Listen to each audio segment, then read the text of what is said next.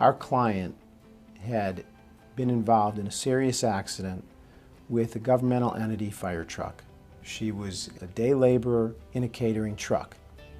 She was standing at the time cooking when the catering truck went through a green light and was struck by the fire truck. She had been injured.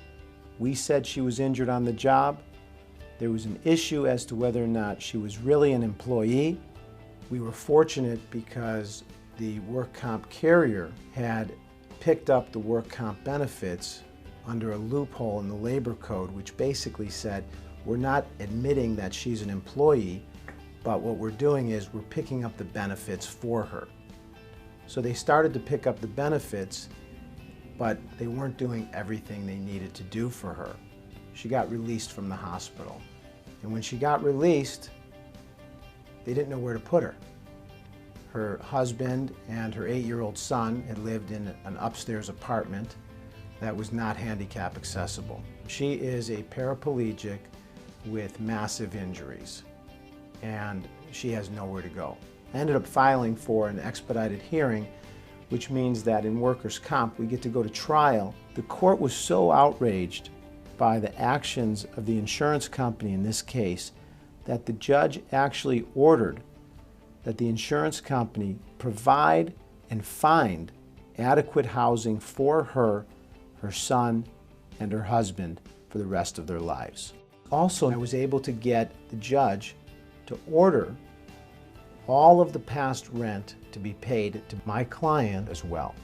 This case doesn't end there though. If the driver of the catering truck had gone through an intersection while a fire truck allegedly had its sirens on and its lights going, then the driver of the custom catering truck was also negligent.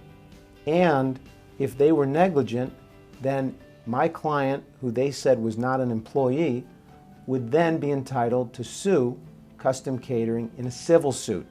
I was able to get the $1 million policy for my client as well. I brought in Green, Broylette, and Wheeler, and we got a $1.3 million waiver of the workers' comp lien. And at that point, Jeff Wells, Tim Wheeler, they went ahead and settled with the governmental entity for an additional $3.1 million.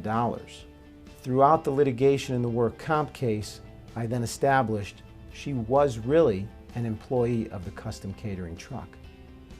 And when I did that, I was able to get all of her benefits through the work comp carrier, as well as a settlement eventually in the amount of $4,160,000 new money. Everyone combined on this case did an incredible job to make sure that the rights of our client were completely protected.